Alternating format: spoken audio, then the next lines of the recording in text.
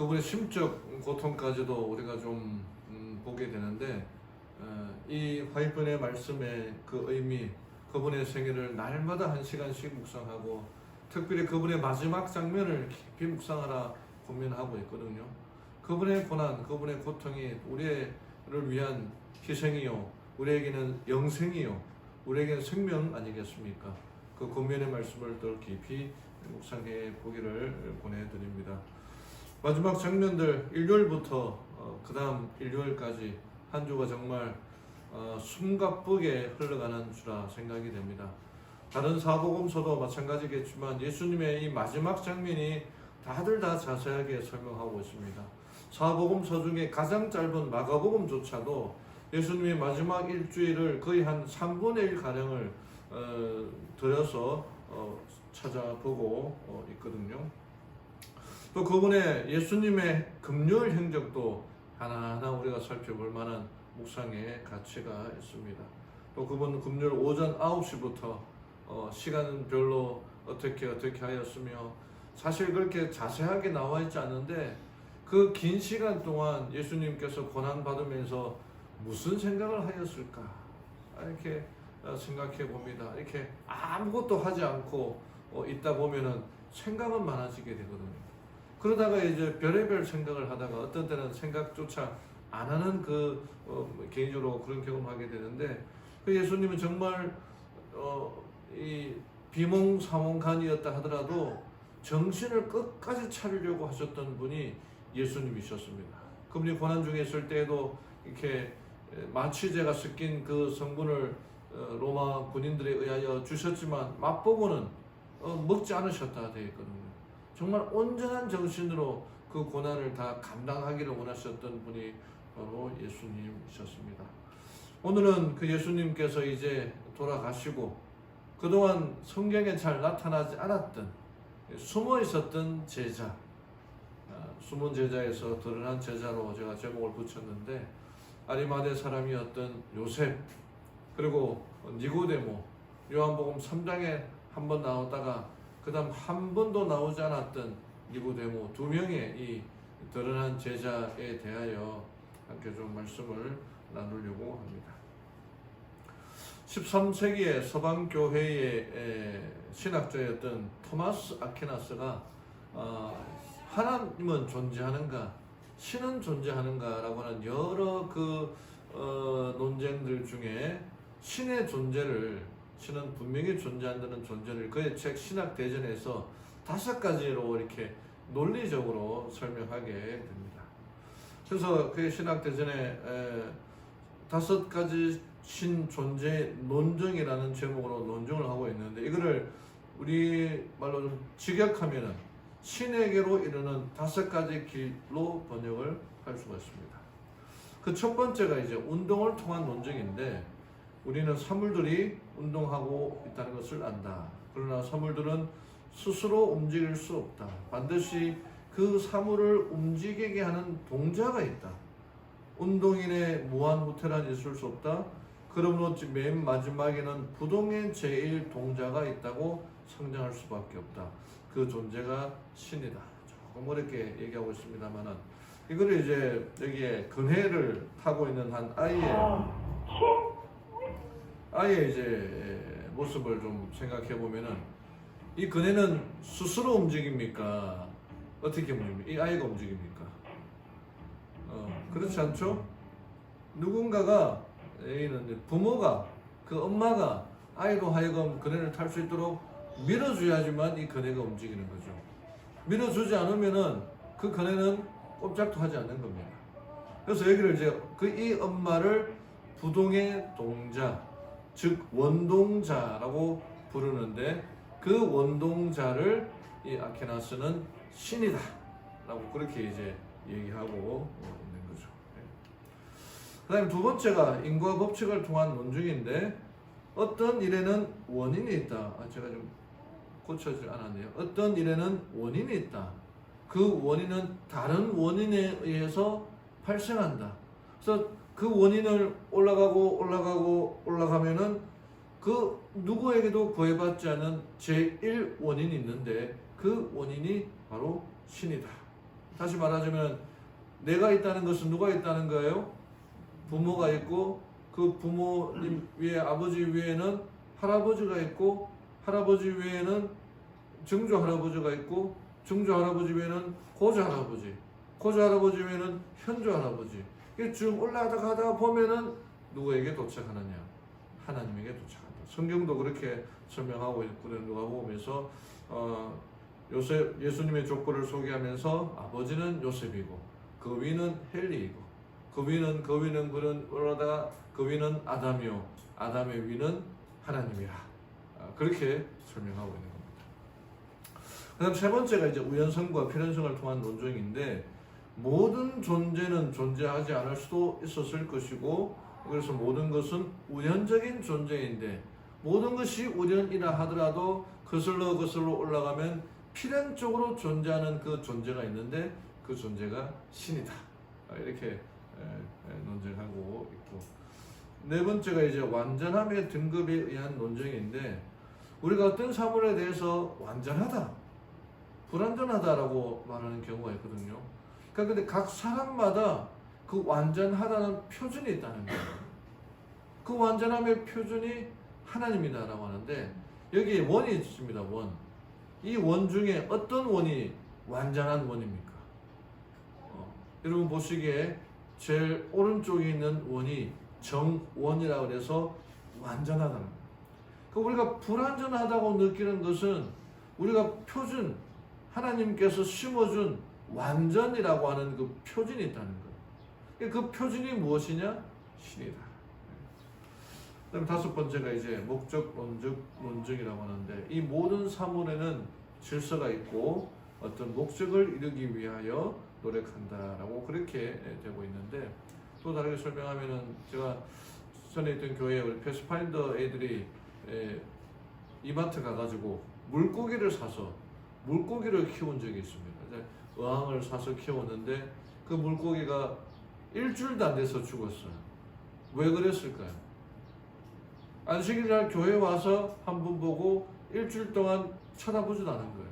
그 어항에다 놓고 이 키우려면은 이렇게 물이 이제 산소가 공급돼야 되니까 산소 발생기도 넣어야 되고 또 그 물이 깨끗해야 되고 여과기도 넣어야 되고 물고기 먹이도 줘야 되는데 어항에다가 물고기를 딱 넣어두면은 그게 살겠습니까? 이건 못 사는 거죠.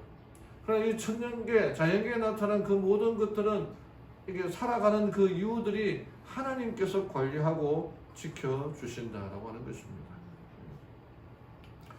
미국의 화학자이면서 뉴욕 아카데미 회장을 지냈던 크리스 모리슨이라고 하는 이 박사가 있는데 이 사람이 2차 세계대전 중에 헉슬리라고 하는 유명한 그 무신론자가 인간은 홀로 서 있다라는 책을 펴냈는데 그 책에 대항하기 위하여 인간은 홀로 서 있지 않다라는 책을 펴냈습니다.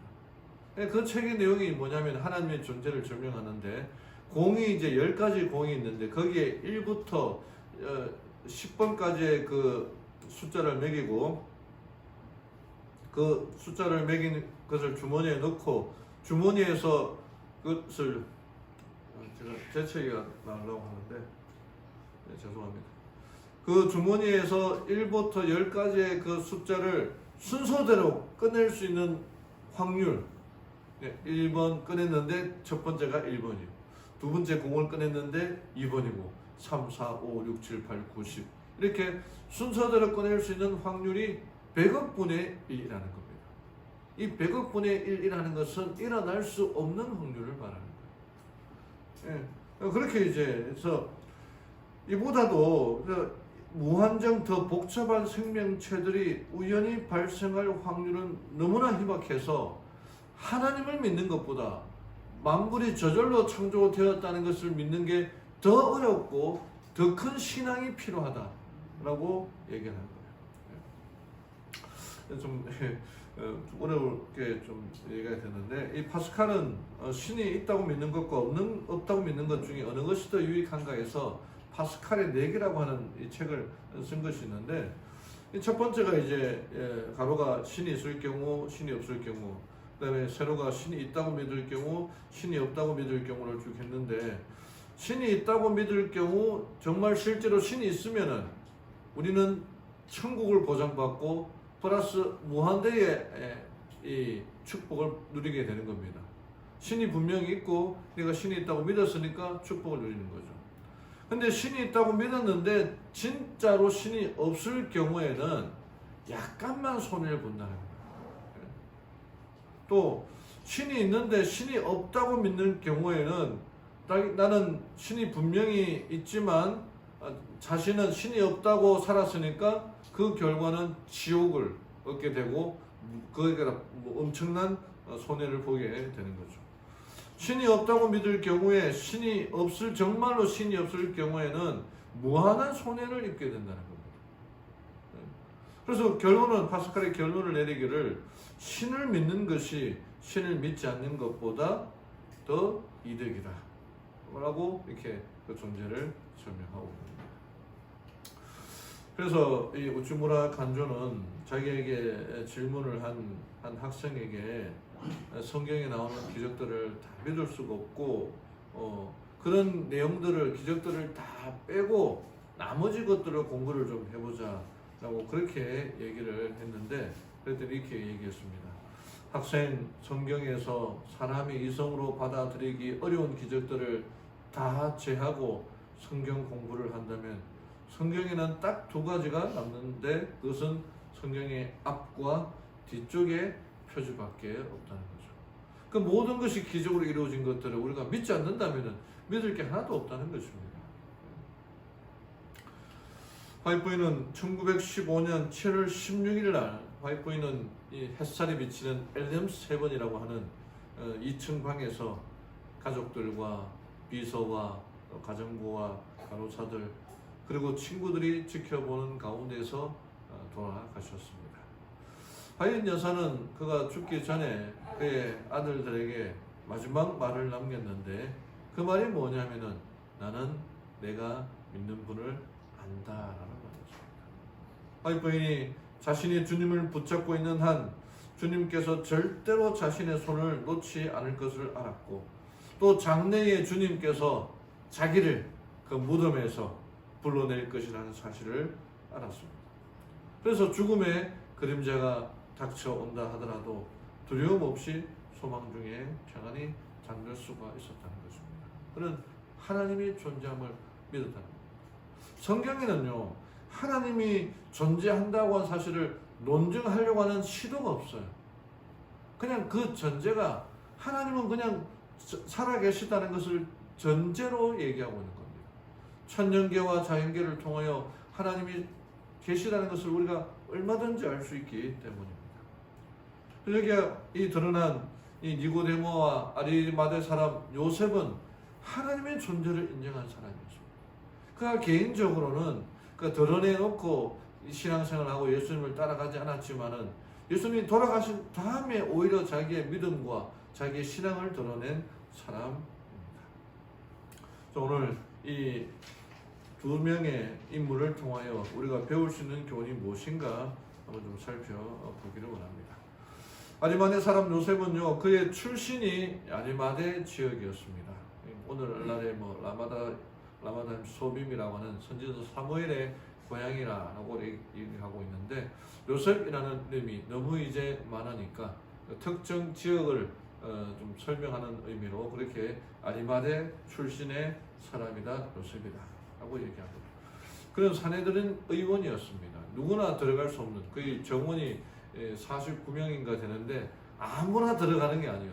유대인들 중에 엘리트 중에 엘리트 50명만 들어갈 수 있는 그 회원이었다라고 하는 것이었습니다.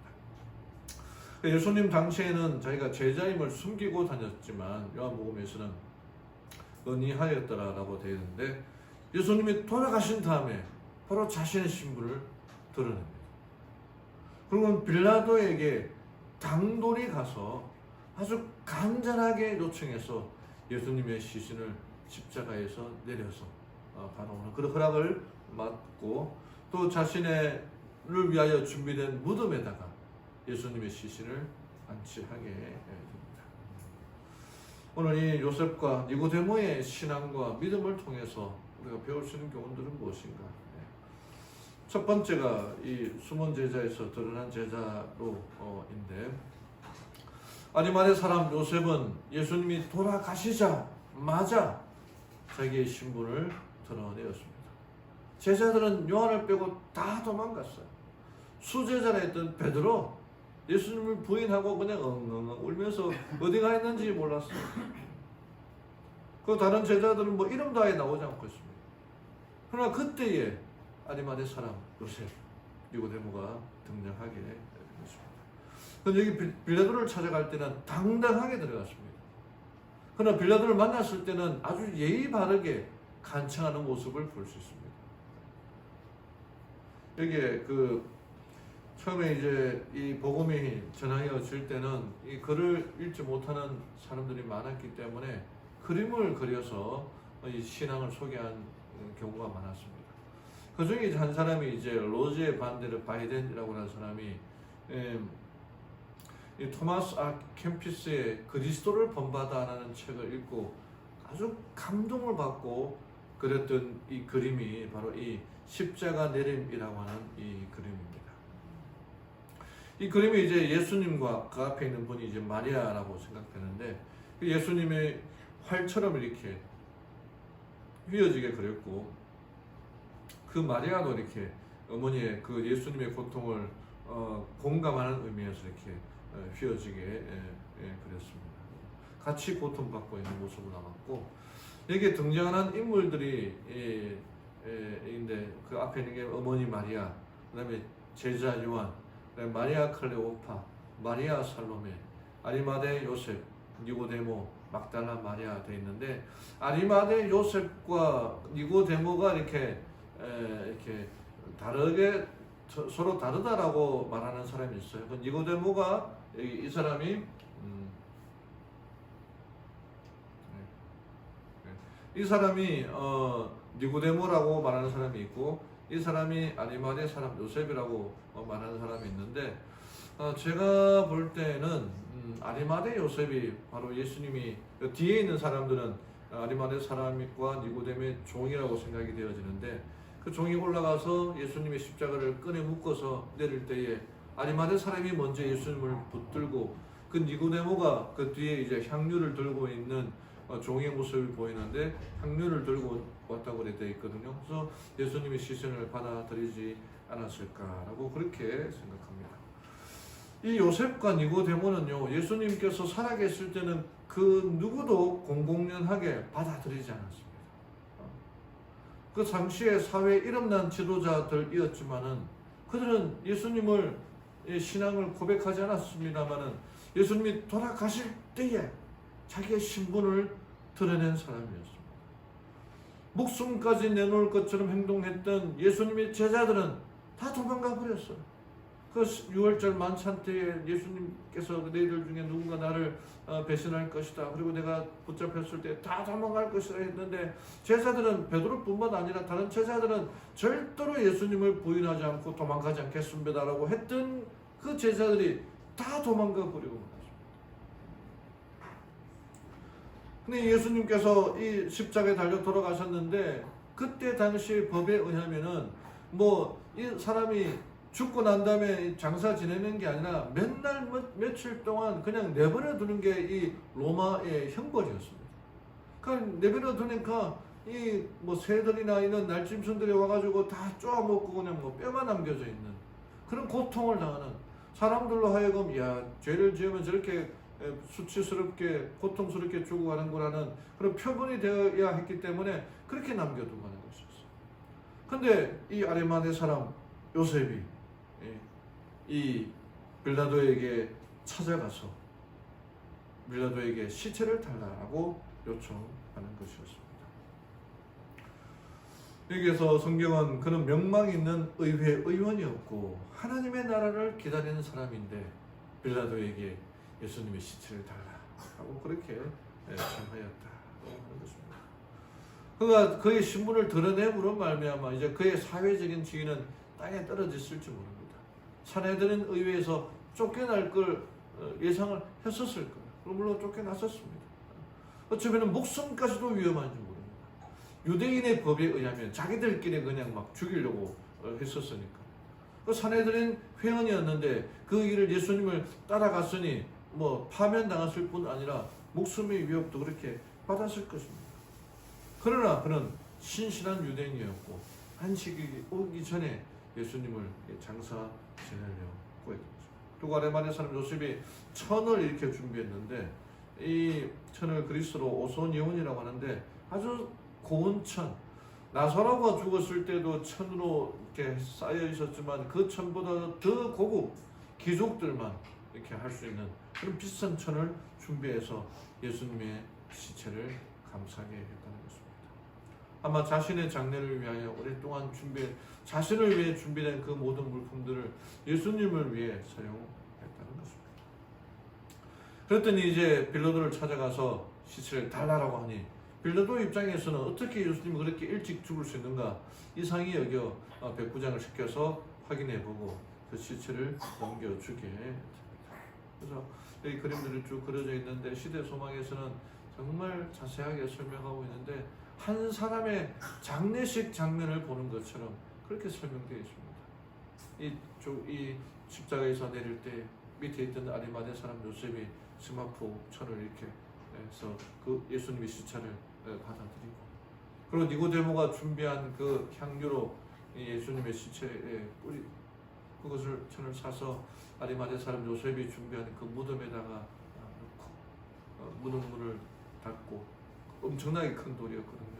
근데 그 모습을 예수님의 제자 여인들은 그냥 예전과 마찬가지로 장사에 직접 참여하지는 못하고 그냥 그 모든 것을 지켜보았던 여인들이 있었고, 그리고 이제 해가 이제 지기 때문에 안식일을 지키기 위하여 돌아갔던 그 청년들, 그 모든 일에 아리마대 사람 요셉이 자기의 목숨을 걸고 자기의 명예를 걸고 자기의 모든 일을 걸어놓고 그분을 위하여 헌신한 아리마대 사람 요셉이 있었다는 것입니다. 언젠가는 우리의 신분을 드러내야 할지 몰라요. 어떤 때는 우리의 신분을, 안식일 교인이라는 신분을 숨겨야 할 때도 있을 것이고, 언젠가는 우리의 신앙을 드러내야 할 때가 있습니다.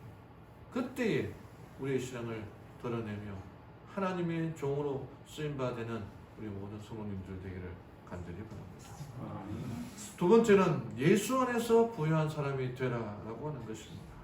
이게 시대 소망에 요셉의 요구는 허락되었고, 요한이 주님의 장례에 대하여 고심하고 있을 때 요셉이 예수님의 시체를 가져가도 된다는 허락을 받고 오게 됩니다. 그리고 니고데모가 예수님의 몸에 값진 모략, 몸에 바를 값진 모략과 침향이 섞인 향유를 100근쯤 가지고 왔다 되어 있는데, 이 100근을 우리 오늘날로 이렇게 해보면은 굉장히 많은 한 20kg 정도 되는 양인데, 이거를 갑자기 준비해 올 수는 없습니다. 뭐 현금이 아무리 많다 해도 돈을 뭐 1,000만, 2,000만을 가져올 수가 없잖아요. 은행 가거나 뭐 그렇게 해야 되는데, 근데 이 니고데모는 이때를 위하여 준비한 사람이었다는 거죠. 이 향유를 가져와서 두 명의 사람, 아리마대 사람 요셉과 니고데모가 한 번도 예수님 당시에 예수님의 제자라고 그분을 따른다라고 말하지 않았던 이 두 사람이 예수님이 돌아가신 그날 찾아와서, 제자들은 다 도망갔지만 예수님의 장사를 지내는 일에 동참하게 됩니다. 어쩌면 우리의 한 번은 이렇게 어떤 뭐 교회를 건축하거나 또는 교회에 우리 재단에 교단에 여러 일들이 있을 때에 때로는 전혀 믿지 않는 사람들의 도움을 받을 때가 있어요. 그런 경우가 있거든요. 다른 교회의 목사님들이 교회를 건축할 때에 뭐 여러 가지 법령 때문에 고민하고, 이 시의 뭐 공무원들 뭐 이렇게 여러 가지 일로 고민하고 기도하는 중에 전혀 신앙에 관하여 알지 못했던 사람의 도움을 받아서 이렇게 일을 처리하는 모습들을, 간증들을 들은 경우도 있거든요. 이때도 그와 마찬가지였다라고 생각이 듭니다. 그리고 이 제자들은 다 도망갔지만 이 니고데모가 함께 장례식을 치른 그 장례식은 당시 그 어느 누구도 어떤 재벌도 하기 힘든 그런 장례식을 치렀다라고 그렇게 되어 있습니다.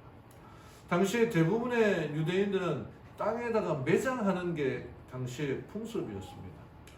특별히 십자가형으로 죽은 사람은 예루살렘 서쪽에 게인나라고 하는 그곳에 그냥 유기하는, 방치하는 것이 풍습이었어요.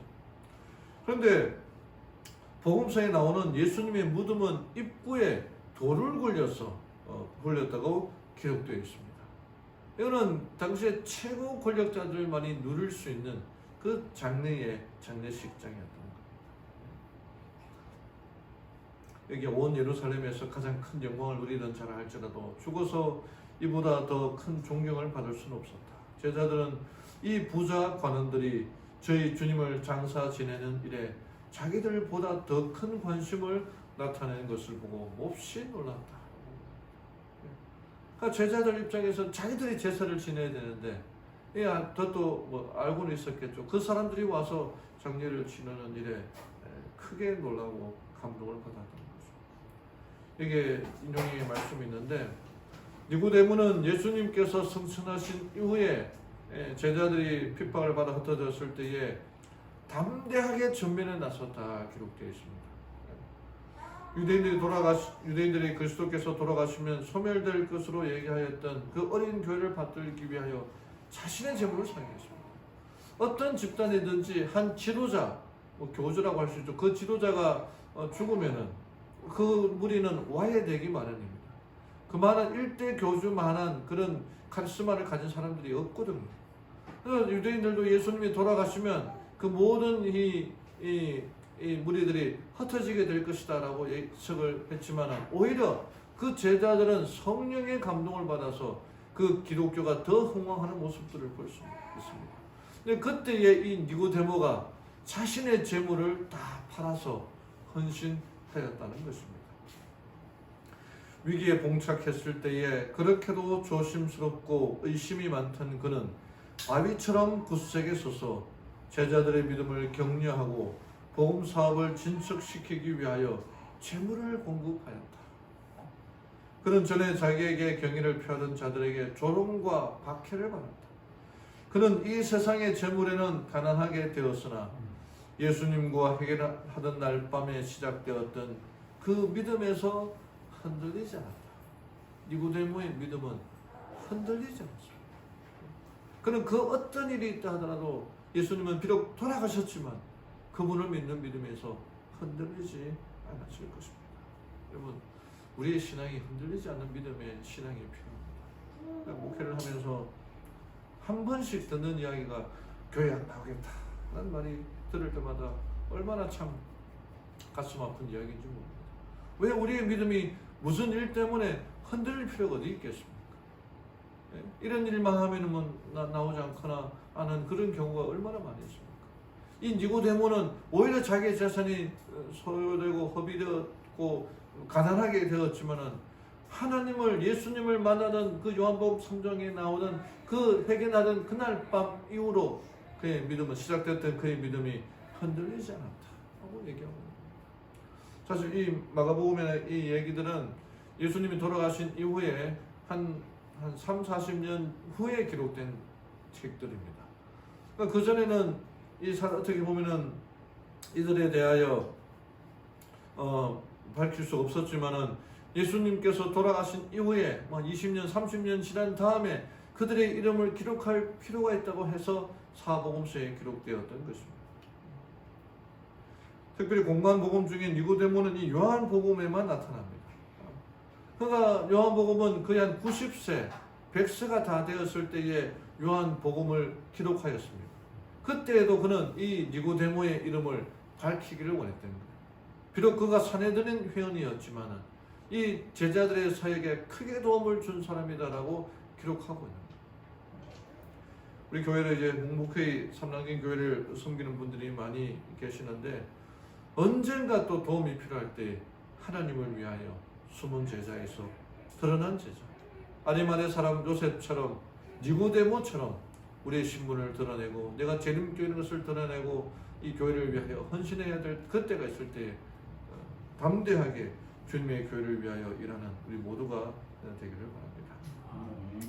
이게 한 사람의 이야기를 해드리겠습니다. 니콜라스 루드비 진센도르프라고 하는 사람인데 그는 1700년 5월 26일에 독일의 드리스덴에서 태어나게 되고 나중에 백작이 되는 사람입니다. 그런 아주 엄격한 기독교 가정에서 태어났어요. 진젠도르프는 9살 때 서인도 제도에 관한 성교 보고서를 읽고 예수 그리스도의 제자가 되어 복음을 전 세계에 전파하는 것을 자기의 생애의 목적으로 삼겠다고 결심합니다. 9살이면 이제 초등학교 2학년 또는 3학년 때의 나이 아닙니까? 그리고는 중학교, 고등학교 시절에 5명의 친구들과 함께 겨자씨 모임이라고 하는 기도 모임을 만들어서 나중에 하나님의 사업을 하자는 이 기도 모임을 만들게 됩니다. 그리고 19살 때에 졸업 여행을 하는 도중에 뒤셀도르프 미술관에서, 독일의 미술관에서 이 사람을 보라라고 하는 그림을 보게 됩니다. 이 그림의 아래에는 설명이 하나, 작가의 설명이 있는데 이렇게 기록되어 있습니다. 나는 너를 위해 목숨을 버렸건만 너는 나를 위해 무엇을 하고 있느냐? 이 진센도르프는 그 그림 속에 그리스도와 밑에 적힌 글귀를 보고 큰 충격을 받게 됩니다. 이 장면이 예수님이 빌라도에게 신문을 받고 있는 장면 아닙니까? 그 그림과 그 글귀를 보고 엄청난 충격을 받게 된 진센도르프는 다시 한번 자신의 일생을 예수님께 헌신하겠다고 고백하게 되고 그의 인생의 완전한 터닝 포인트가 됩니다. 그리고는 그리스도를 위해서라면 자신의 재산뿐 아니라 목숨까지도 아낌없이 드리겠다고 서약을 하게 됩니다.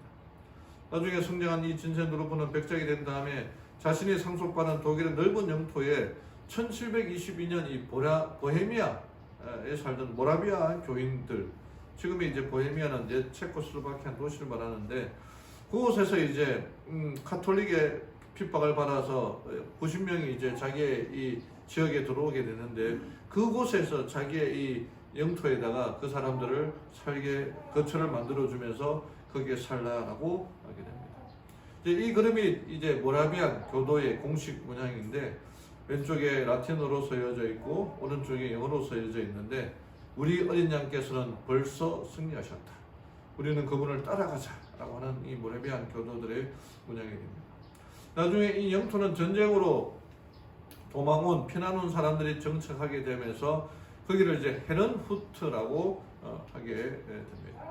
헤른후트는 주님의 보호가 우리와 함께한다. 주님의 보호라는 그 의미를 가지고 있는데 이곳에서 이제 신앙을 하게 된 사람들이 몰려오기 시작했고 1727년에 이곳에 사는 사람이 정착하는 사람이 300명이 넘게 되었고 또 이 공동체를 헤른후트 형제단이라고 이름을 발전시켰는데 1722년에 이 모라비안 지도자가 된 진젠도르프와 모라비안 교도들이 기도와 금식을 하는데 오순절 성령 체험을 하게 됩니다.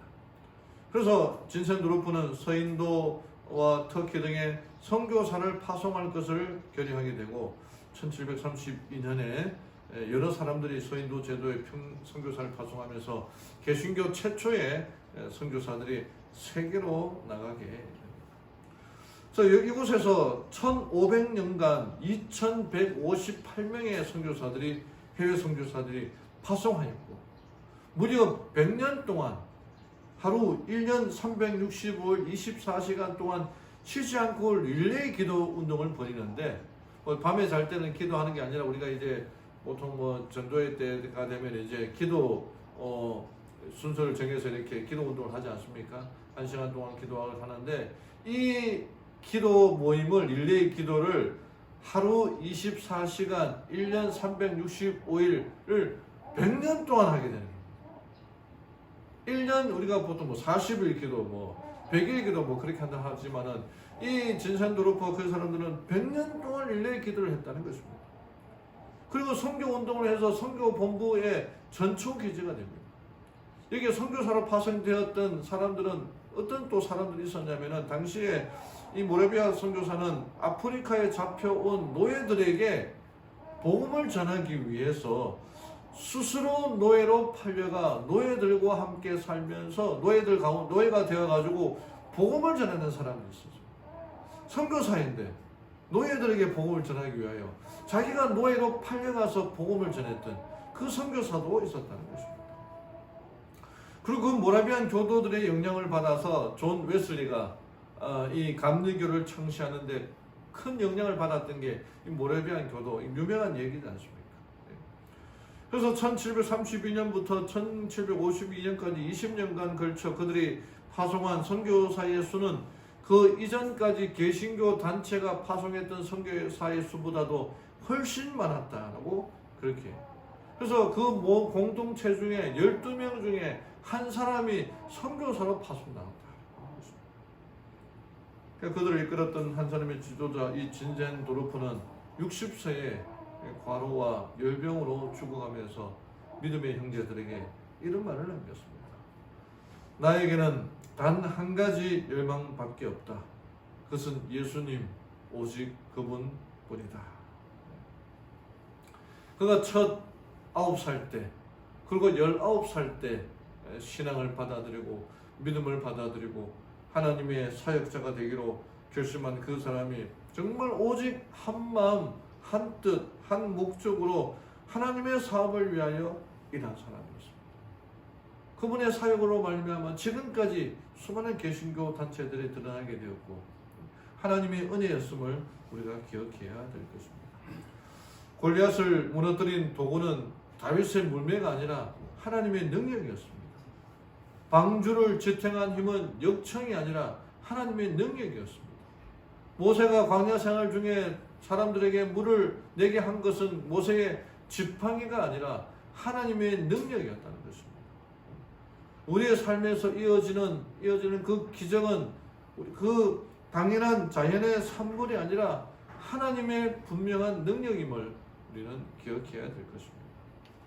오늘 아리마대 사람 요셉과 니고데모는 예수님의 죽으심을 보고는 그 이후로 그의 신앙을, 그의 믿음을 드러내고 예수님의 제자로 당당하게 나서게 됩니다. 요셉과 니고데모는 숨은 제자였지만 드러난 제자가 되어 그들의 모든 재물과 재산을 하나님을 위하여 드리는데 헌신하였습니다. 그는 세상의 재물에는 가난하였지만 하나님께는 부유한 사람이 되었습니다. 그리스도를 위한 삶이 우리의 목적이 되어야 됩니다. 이 진센도르프는 그를 위하여 오직 하나님 예수 그리스도를 위하여 그의 모든 인생을 바쳤고 니고데모도 그래하였고 요셉도 그래하였던 것처럼 우리의 삶이 하나님께 헌신하여 더 이상 숨은 제자가 아니라 드러나는 제자로 살아가는 우리 모든 성도님들 되기를 바라며 오늘 말씀을 마치겠습니다. 마치는 찬미 337장 찬미 부르고 기도하고 마치겠습니다.